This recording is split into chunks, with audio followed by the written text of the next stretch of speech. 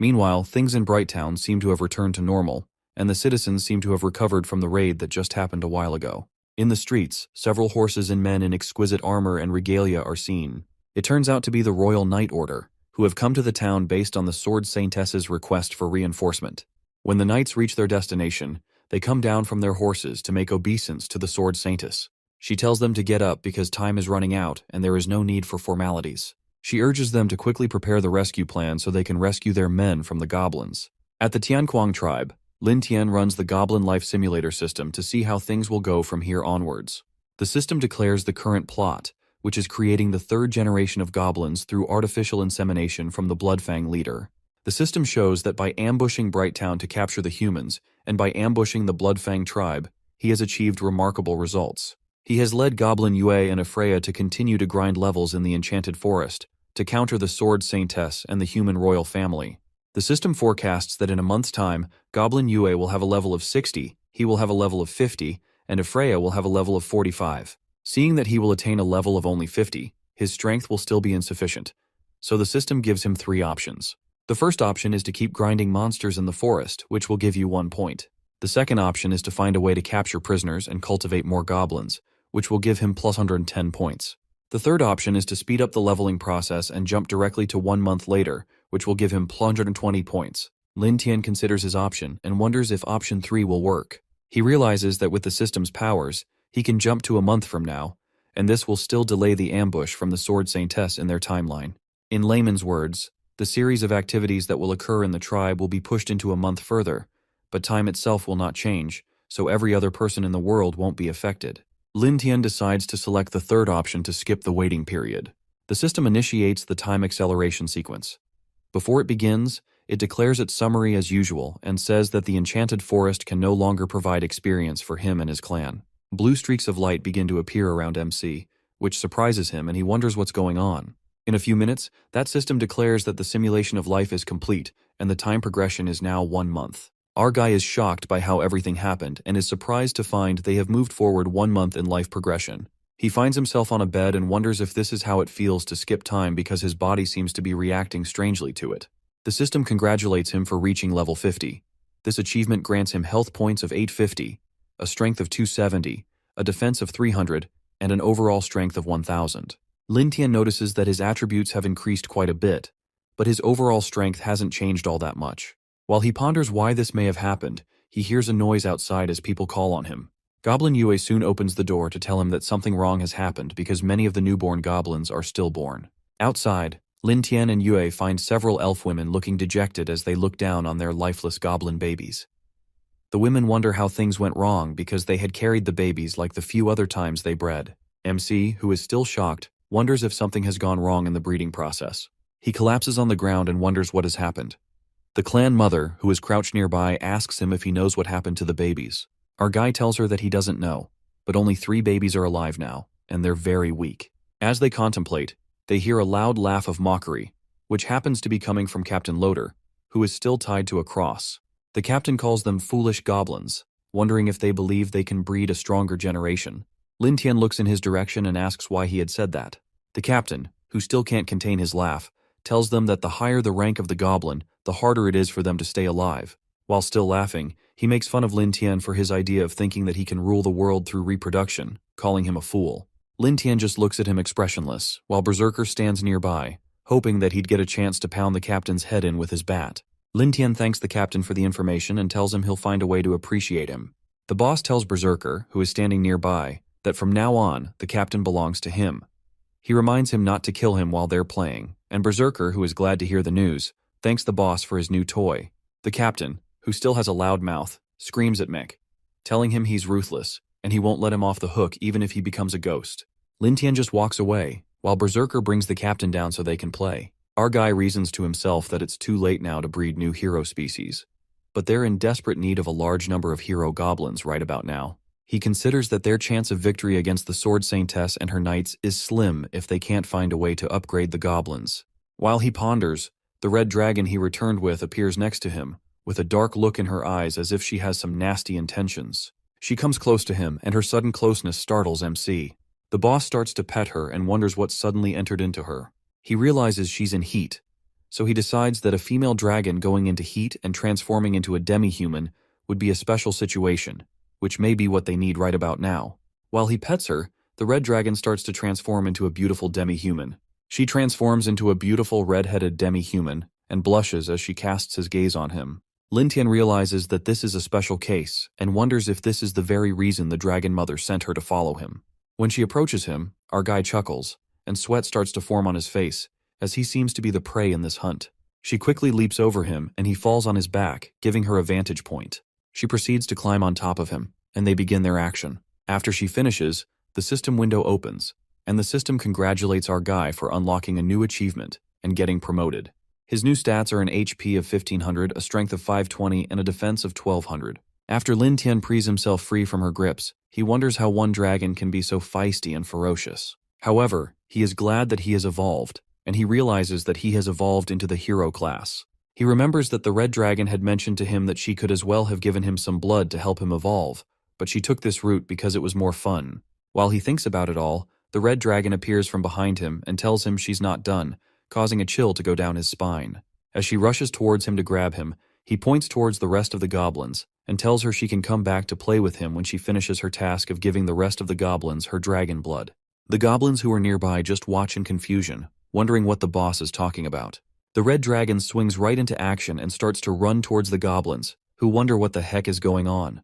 That evening, a celebration ensues in the Tianquang tribe. Everyone celebrates the fact they've evolved after consuming the dragon blood. Some of the guys are happy they can evolve and boast about how they'll become big guys. As the goblins compare their stats, Lin Tian just sits with the red dragon, who is now fast asleep. Overwhelmed by his new strength, our guy concludes that the dragon race deserves the title of the legendary dragon race, because just this dragon has allowed all second-generation goblins to evolve into the hero class. After all the fanfare, Lin Tian realizes that his overall strength is a little low, so he decides to get equipment to increase his chances. He tells the system to open the shop so he can exchange his credit points for high-end equipment, because he realizes he needs some prestige to set him apart as the leader of the hero class.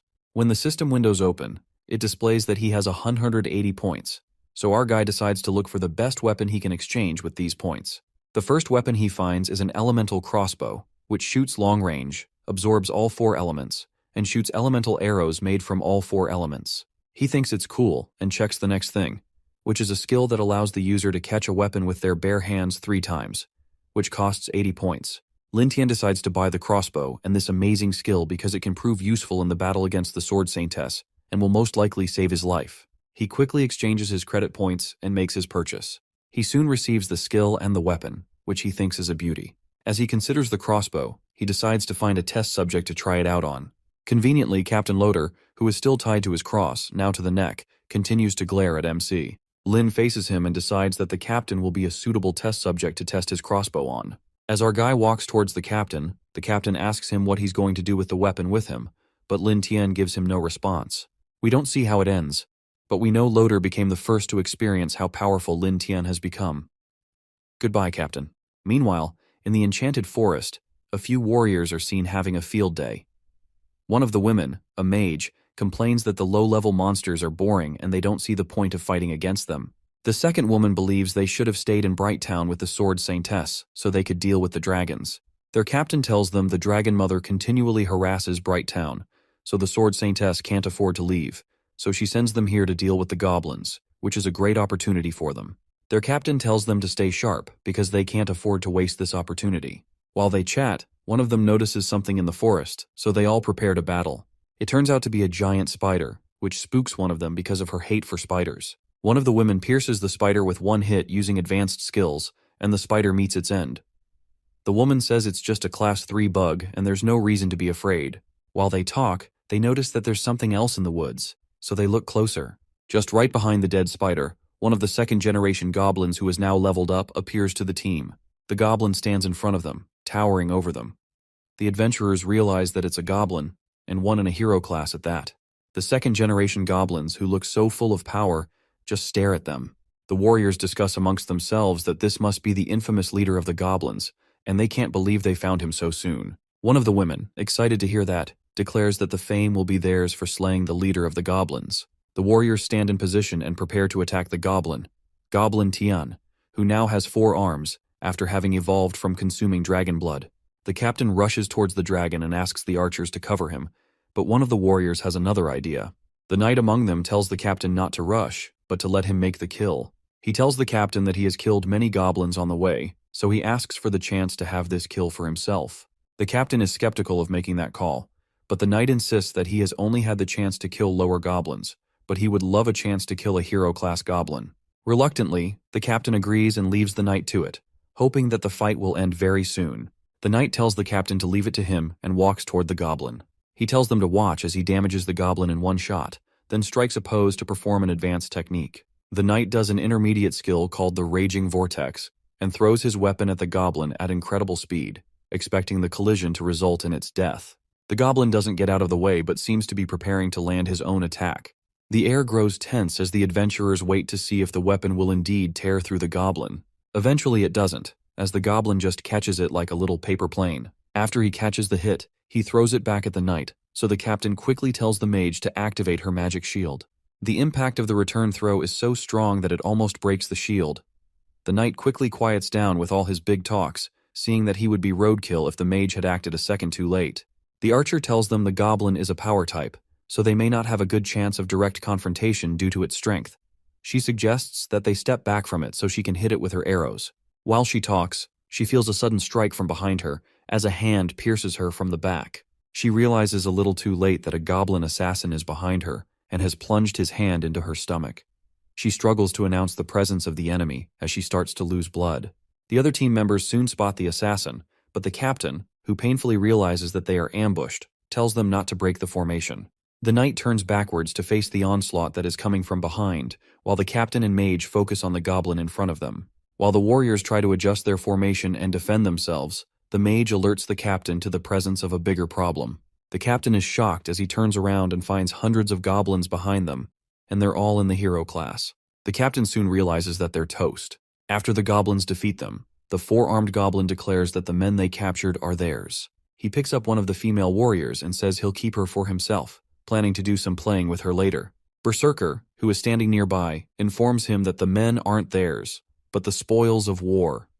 He reminds him that the boss had told them to keep all the humans they find alive, and he reminds him that they already lost one human due to his fooling around, so he'll get nothing. Four arms over there start to throw a tantrum because they have killed so many humans and they deserve to keep them. He insists that they're strong now and they can choose to keep the spoils of war. The other goblins nearby tell Berserker that Four Arms is right, because the second generation of goblins are the strongest in the tribe now, which means the whole tribe should listen to them. Some of the other hero-class goblins tell Berserker, who is their eldest brother, that he's truly the strongest now, and they'll listen to him. Berserker takes a good look at himself from the reflection on his weapon and begins to think deeply. He soon discards his thoughts and tells them to carry the loot home first. When they reach the tribe, the goblins are excited to learn that the hero-class goblins have returned, especially with quite a few humans and much loot. They start to chant Goblin Tien's name. Meanwhile, the elf clan mother asks Lin Tien if he's sure he can still control them, but he doesn't answer. When the hero-class goblins enter the tribe, Goblin Tien holds on to the captain they captured and says he'll eat him because he's his loot. Lin Tien simply approaches Tien to drop the captain because the man has the information that he needs. Four Arms becomes angry at the statement. He refuses to drop the man and tells Lin Tien to give him some of his women in exchange for the man. Yue and the clan mother, who is standing nearby, are alarmed by Tien's words, and they realize a power tussle is about to occur. Our guys ask Goblin Tien if he understands what he's saying since he's their leader. Four Arms tells him that's not true because they've decided that Berserker is their new leader and they're going to follow him. Berserker, who is embarrassed to have been put in this compromising position, just stands there quietly. Lin Tien congratulates Berserker and tells him he now knows he's the mastermind behind all of this. Our guys tell Berserker to kill Goblin Tien as a show of his loyalty, and he'll forgive him. Four Arms starts to make fun of MC, telling him that Berserker won't listen to him because he's their new boss. As he continues to make fun of the boss, he feels a hand wrap around his head. He continues to threaten Lin Tien that they'll kill him today and rule the tribe themselves. The clan mother and Lin Tien watch closely to see what will happen. In the twinkle of an eye, Berserker closes his palm and crushes Tien's head under the pressure of his hold. Berserker drops Tien's lifeless body in front of Lin Tien and his women, leaving the other goblins in shock because he had killed a brother. Berserker explains to Lin Tien that after leveling up, he's come to understand many things. He tells him that, unlike the other arrogant idiots in the hero class, he respects him. Berserker calls him father and tells him that he became leader by defeating the last leader. This time Berserker mentions that he'd like to try. Berserker's stats show that he's a level 50, with a vitality of 1000, a strength of 340, a defense of 240, and an overall strength of 1200. Lin Tian gives a sly grin and thinks to himself that this kid has decided to challenge him because he now has an overall strength of 1200. He tells him that he's glad to see him grow.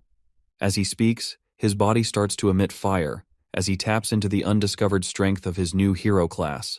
To be sure, our guy asks Berserker if he's truly sure he wants to challenge him. This time, his entire body is surrounded by fire. As Berserker and the boss face each other in a standoff, some of the hero class who had arrived from the war hail Berserker, telling him to kill Lin Tian and show him who's boss. They add that he needs to kill him and steal all the women. Lin Tian just chuckles and tells them he'd like to confirm something again. He soon develops fire in his hands, using magical powers. He tells the hero class goblins who still want to follow him to stand behind him, and he tells them every other person will be killed. Meanwhile, the captain of the adventurers is surprised to learn that the leader of the hero class goblins is such a simple-looking person. He thinks to himself that they're quite lucky to be captured when the tribe has internal power tussles, which will give them a great chance to escape. The captain believes that even though Lin Tian can use powers, the strength gap between him and Berserker is too great. The captain decides to wait until Lin Tian is killed so they can find a good chance to escape. After many of the hero-class goblins gather behind our guy, he jokes that it seems that he's the better leader because only a few of the hero class stand beside Berserker. Berserker starkly tells him he's not after gathering any form of followership, but his only desire is to pursue strength. As he makes the statement, Berserker holds out his weapon to get right into battle. Berserker lands several strikes against the boss, but he quickly dodges them. The captain, who is tied to the ground, acts as a commentator and notices that Berserker seems to have more strength, but the boss is super fast. After Lin Tian dodges all the attacks, he tells Berserker that he's good with his sword, but he suddenly brings out his crossbow and shoots it at him, still having that sly grin on his face. The elemental arrow flies straight ahead with breakneck speed and heads for Berserker. Berserker, who thinks on his feet, reasons that this is a weapon he has never seen before. Due to the speed of the arrow, he quickly reasons that he can't dodge, and his best chance is to tank it. Berserker quickly shields himself with his weapon and charges through the attack. Our guy is impressed by Berserker's quick thinking, but just stands there as Berserker charges at him. Still standing, Berserker attempts to land a fatal blow using his sword. A strange fire erupts and takes over the entire battleground, due to the immense energy being released, shielding the battle from the sight of the onlookers. After the explosion clears out, Berserker is surprised to find out that the boss had simply caught his blade, while still standing there. He believes it's impossible because he gave it all his strength. Lin Tian tells him he's a good fighter, but he has to realize who he's up against. Our guy used his blade stealer skill, which allowed him to catch an incoming weapon with their bare hands 3 times. In such close combat, the boss brings out his crossbow and fires it right at Berserker's face in close range. Berserker sees the fiery arrow come right at his face and realizes he's done for. After the arrow lands a fatal blow, some of Berserker's blood is split everywhere. Lin Tian asks him if he'd like to continue. But Berserker, who had lost both his eyes due to the impact of the arrows, refuses, accepting the death penalty. The boss just looks at him, wondering where he learned all this, and notices his stubbornness. Meanwhile, the other hero-class goblins who rebelled quickly go on their knees and start to beg the boss, claiming that they'll never do it again. They claim that they'll become loyal and follow him forever. Lin, who just glares at them, reasons that they're a bunch of spineless trash. Suddenly, Berserker is healed of his wounds, and his eyes regenerate. The boss tells him to rise, and he does. It turns out that the boss had asked Freya to use her magic to reverse the adverse effect of the arrow and to heal him. The boss tells him that he's courageous and promises not to kill him as long as he remains loyal to him. Berserker is surprised at the turn of events, so he asks if the boss really meant what he said. Lin Tian tells him that he does, but he can't forgive the other hero-class goblins who are spineless trash, so he tells Berserker to kill them all. The hero-class goblins who rebelled open their mouths and wide when they hear the boss's verdicts, realizing that they're toast. Berserker thanks the boss for sparing his life and pledges to follow the boss forever due to this act of compassion. He takes a look at the rebellious hero-class goblins with a devilish look on his face and tells the boss to leave them to him. The rebellious goblins just stand there startled, expecting their doom, since they know they're no match for Berserker's strength. As Berserker approaches them, they cower in fear and beg him to spare them, but he doesn't listen to their cry at all. After ripping them limb from limb, Berserker leaves their bodies right in front of the whole town. The boss orders his other lower-level goblin children to feed on the hero-class goblins, because it'll make them stronger. The goblins, who don't waste time whenever they hear talk of meat, rush to the corpse of the other goblins and start to have their fill. Some of the other goblins hail the boss and promise to follow him for the rest of their lives. Meanwhile, the new captain, who is tied close to where Loader is hung, asks him what sort of terrifying monster he has managed to provoke. The captain of the adventurers tells him that this is not a mere mutated goblins, but a monster that will shake the empire.